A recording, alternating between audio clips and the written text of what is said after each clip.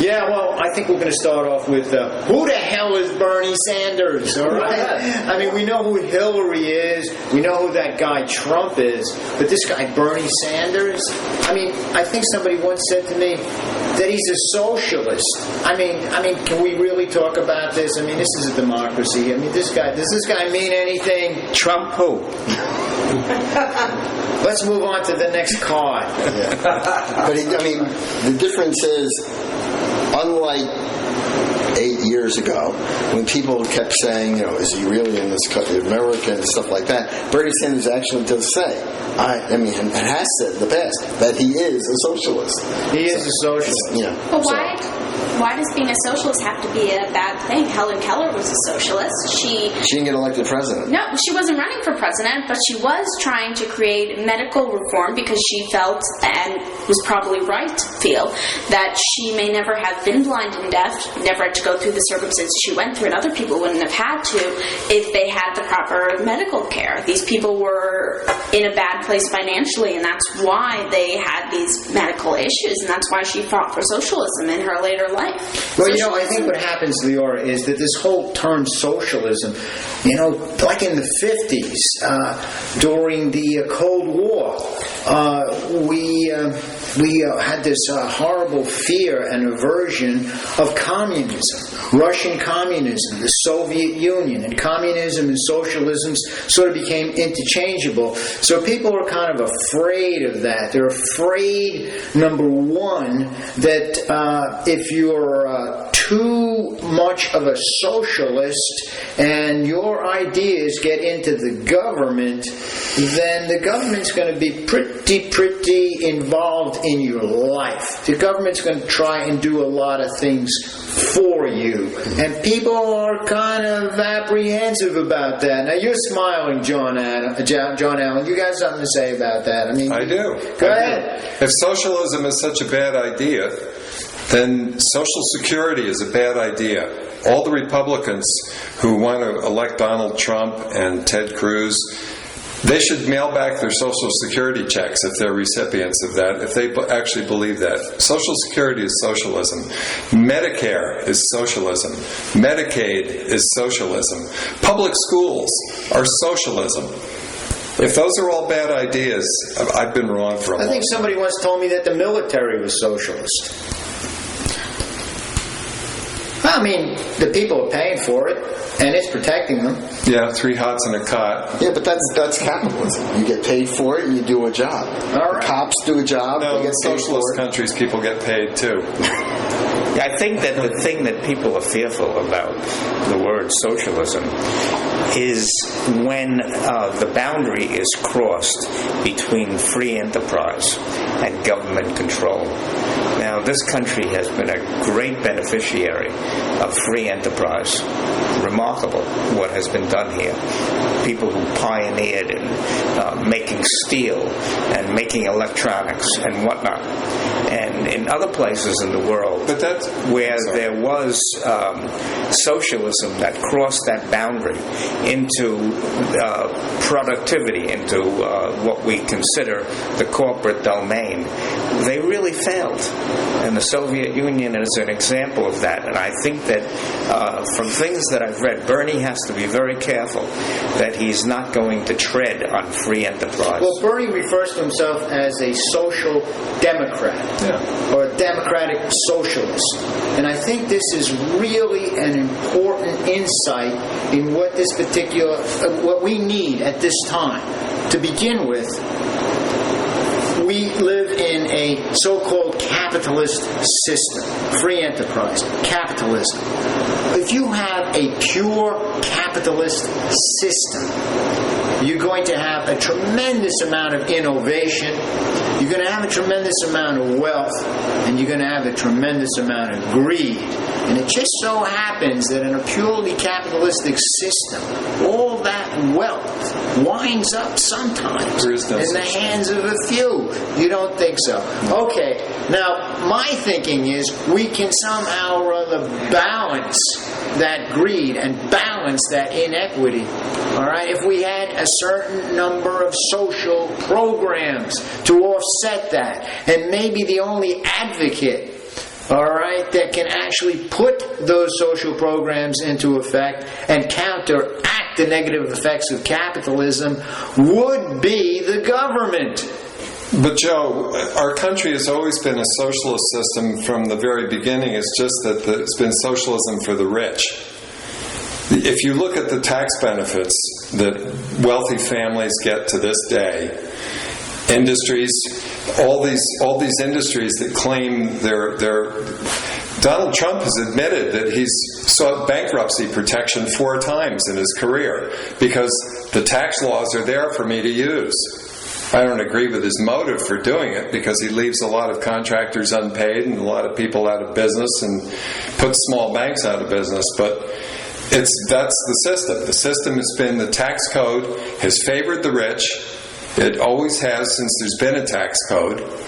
And the golden age of the wealthy families of this country, the J.P. Morgans and the Andrew Carnegies, that was socialism, I'll tell you, because the government worked on their side. If there was a strike at their plant, who got sent in? Soldiers to put down the strike. And those were soldiers that were sponsored by the American taxpayer. No, that's partly because you have to remember that they chose the president. They chose McKinley. They chose these guys. They basically, as much as we say today that money controls government, you go back about 100 years or more, they literally chose the candidate. They literally chose the president. That was the big thing.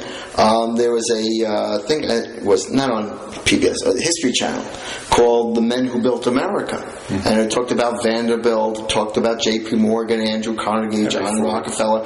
They actually created their own PAC, which said, okay, we're going to pick this guy. We want him to run against William Jennings Bryan because we don't like him. And this guy will be our president. And basically, he became their president. There's a good Republican named Theodore Roosevelt who broke that up, which is kind of interesting. Well, that's because they made the mistake of making him vice president. Extreme wealth is still picking our presidents. You have corruption of our democratic republic by wealth, and the corruption of a free enterprise with vulture capitalism that's using the accumulation of vast wealth, reduction of taxation on wealthy individuals, evasion of taxation in corporations, and all of that has diminished the middle class. Both parties are corrupted by big money. Sanctified now by the Supreme Court and the Citizens United decision that said money equals free speech. But if that's the case, then the people who control the vast wealth in this country, and what do they say, 400 families control more wealth than 65-70% of the population? They have bigger mouths. Yeah, how do you feel, though, that big enterprise is hurting directly the middle class? It seems to me that absent the growth of free enterprise, there would have been no middle class. It was these big corporations and their organizations that created jobs that were middle class jobs for machinists as opposed to maybe a blacksmith. Machinists got a good salary. That's back when. The people who sold, the people in marketing, all of these were the middle class jobs that grew. And what's happening now? I don't think it's a devil in the corporate higher echelon that's causing the demise of the middle class. The thing that's hurting the middle class, I think, is a change of the means of productivity. That is to say, the use of computers. The computers are absolutely hollowing out the middle class. And I don't mean to say computers are wrong by any means, but all of those jobs, making sure that the parts were bought here and shipped there, and all of those things that took a lot of people are now done by computers, and it's causing a tremendous dent in the employment of the so-called middle class. People said the same thing when the automobile was invented, and people said, "What about the stagecoach makers? You know, they're not going to have jobs." And the buggy whip makers. And the buggy whip makers. That's the same. Yeah, you're talking about about computers hollowing. Yeah, out but the thing is that what happened was when we industrialized, we went from people making individual things, like a wagon was made by by a blacksmith and a few other people helping him with the wooden carts. But then, as the means of productivity went into mass production, the organization changed. There was more money available to pay workers, first of all, because there was more being produced by less people. And that's a very, very big issue. It takes a lot of people to make wagons. But on a production line, you're knocking out cars like cookies. And so there's more money being made by the corporation. And in the best of worlds, that money can be shared by a lot of people, and that became the middle class. You don't think the production of they solar were panels paid is, by that high productivity. gonna create And now, jobs? unfortunately, that's being hollowed out because of the advent of something, this beast, the computer, that can actually do what all of those middle-class people Well, did it's in the not past. just the computer. I mean, there are technological advances that are permeating the entire society. All right? Now, we supposedly have a very healthy economy, but at the same time, there's a For who? tremendous number of people out of work. All right? We're in a disruptive Okay, economy. so there are elements in the economy right now that are not favoring the people. Okay, and this is really where a guy like Bernie Sanders starts to make sense. Bernie Sanders talks about the fact that there is a tremendous amount of wealth in the hands of a few families. Okay, and those families are exploiting, literally exploiting, all right, the people. That's why labels need to be less of our conversation and more about Bernie's issues as regarding the vast majority of Americans and the corruption, as I see it, of our political system and our representatives by big money. You're absolutely right. And right now, I think we can really throw light on the situation by discussing some of Bernie Sanders' issues. Now, do you want to enlighten us on that a bit, Victor? Income inequality, wealth distribution, CEO pay, which is at historically high levels, 400 times the average worker, the accumulation of vast wealth in very few hands, and the ability of that wealth to dominate, control our political processes, candidates, elections, legislation, to further their wealth. And that's what's happened. Now, if Bernie Sanders is going to be a part of the political process, is he not going to require the funding, all right, that comes from this wealth? No. No. He's going to get it from the people in $3 and $5 and $10. The people who are accepting the corporate big money campaign contribution bribes must put out.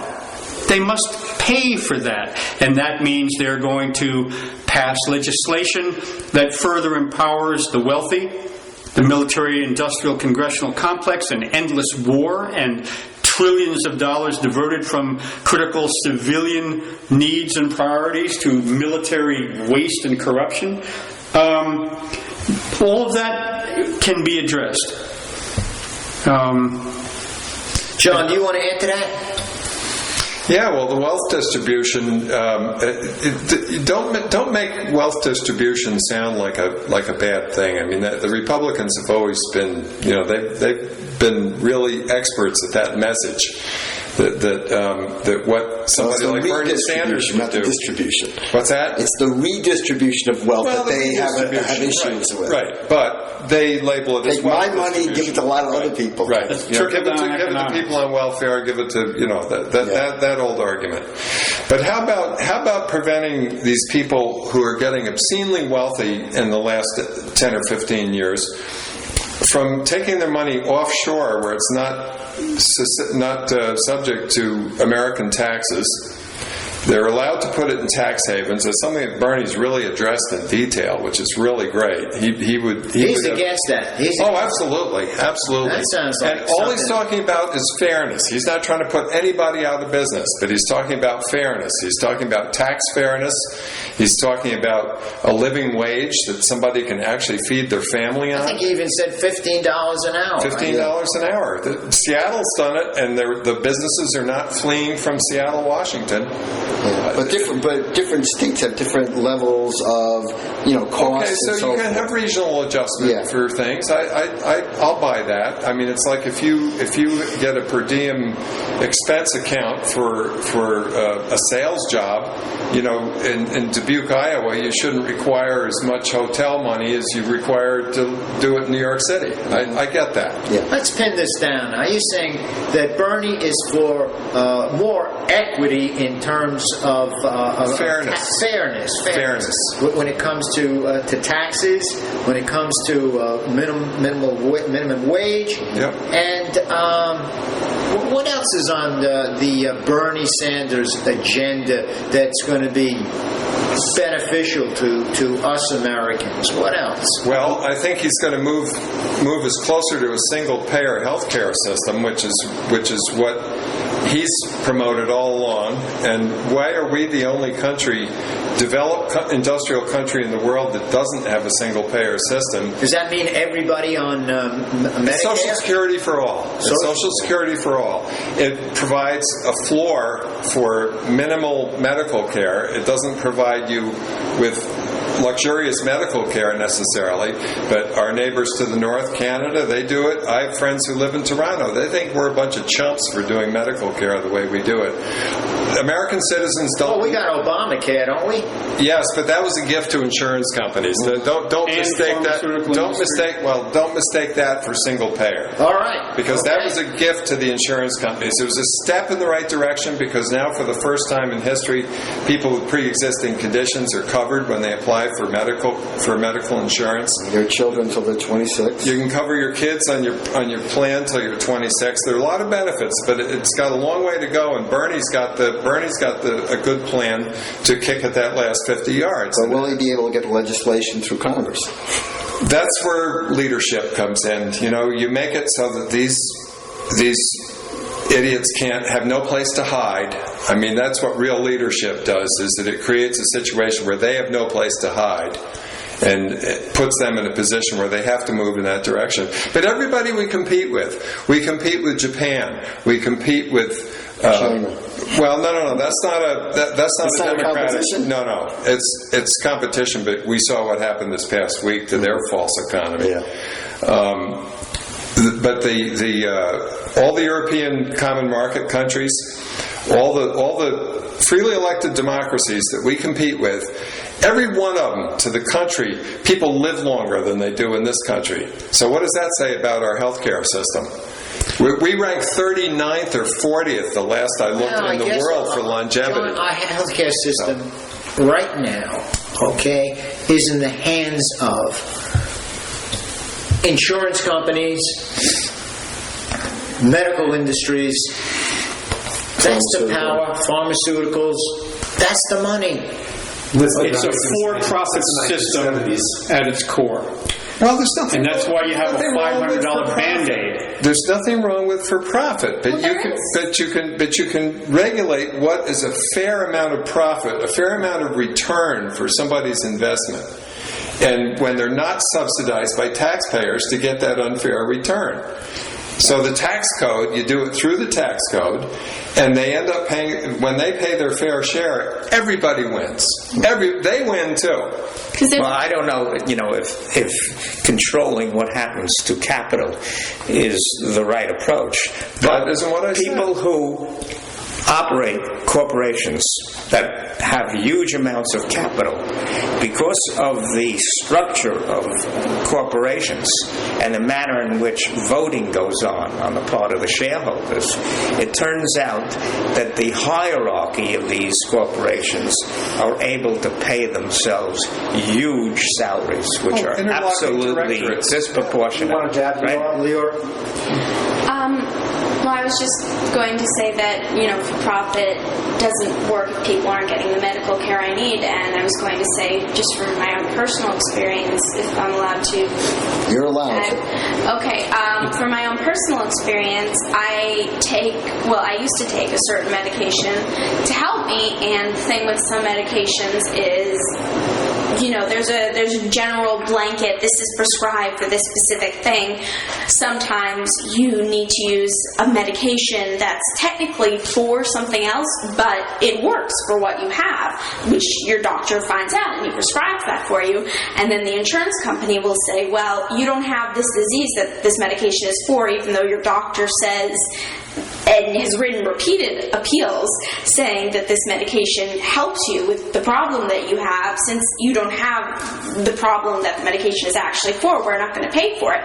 Then you have to switch medications, and you might not find another medication that works. You'll be having problems on the phone to your doctor after midnight, day after day, because again, personal experience, but people's insurance companies are all well and good, and they're useful, but their goal shouldn't be making profit first. And that's the problem with a completely capitalist system. That's the problem with the system that we have, is that if everybody's goal is making money and not things like making sure that people's medical care is actually helping them, which is the most important thing when it comes to medical care, then that's a problem. Well, that's the purpose of insurance companies. I mean, they take risks, and they take the kinds of risks that they need to in order to make a profit.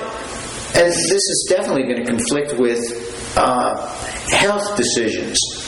Yes, but you're going to get the counter argument, and it's been made before by people who on the other side of the argument, that look, if it weren't for the for-profit, if company A came up with the medication that she wanted, but they couldn't make any money by it, guess what? They wouldn't make that medication. The medications that we have that come out of this country are the foremost in the world. You may say that Japan has a better medical system, but by and large, a lot of the medical care they're getting is American pharmaceuticals from American pharmaceutical companies, prescribed originally by American doctors. Do you know what the three most profitable drugs are in the market right now? I'm guessing one of them is Viagra. Erectile dysfunction drugs are the three most profitable drugs in big pharma right now. But that's because they discovered that it helps circulate your blood better. And that was the original intent of it. And if they hadn't, there wouldn't be any Viagra. There's an injection that you can give or can be given to your pet for Lyme's disease. That injection is not available to us because we have to take antibiotics. And if enough of us are taking antibiotics all the time, this is beneficial to the pharmaceutical industry. If we just got one shot, one injection, that would take care of us, let's say, maybe for the year, it's not really as financial advantageous. Now, we'll let our dogs die before we put them on antibiotics that are going to make us broke. So therefore, if the pharmaceutical company is going to make any profits in the veterinary area, that inoculation well, exists. One thing that the Canadians do that's a little different, back to Canada before I lose the thought, this friend of mine from Toronto who benefited from the Canadian medical system when his wife couldn't conceive, he went through in vitro fertilization, and it was all paid for by the Canadian healthcare system with a very small copay on his part. But with the Canadian system, I asked them about pharmaceuticals. And pharmaceuticals, it's very interesting. If a drug company like Ciba Geigy wants to sell a drug in Canada, they have to justify. They have to go through an elaborate justification for the price that they're charging for that drug to prove, minus the research and development costs, and most research and development costs for drug companies in this country are funded by the taxpayers, folks, through the Centers for Disease Control. So don't listen to the nonsense that a pharmaceutical company feeds you about how much it costs them to develop the drug. Oh, so they they're don't not even- develop they're not it; they even just paying for it. market it. I'm not even paying for it. So the Canadians got smart. They decided a few years ago that any drug that's going to go to market in Canada has to be justified in their national health care system what they're going to charge for that drug. As a result, they pay a tiny fraction for commonly prescribed drugs, for statin drugs, cardiac-related stuff. They pay a fraction of what we pay here. And these aren't generics. This is what Bernie Sanders has in mind for. Absolutely. All right. Absolutely. Okay. Another thing Bernie's going to actually do discussed that. is financial reform of the banks, financial industry, reinstatement of an updated Glass-Steagall Act, which by itself it needs more than that, to hold robbing people with a fountain pen accountable. Something that this past administration, this current administration, and A.G. Holder never did. Reflect quickly on Glass-Steagall before you go on. Yeah. Okay, well, we all know what Glass-Steagall did, I think, is to separate mom and pop banks, mortgage banks, from financial gambler banks. Investment banks.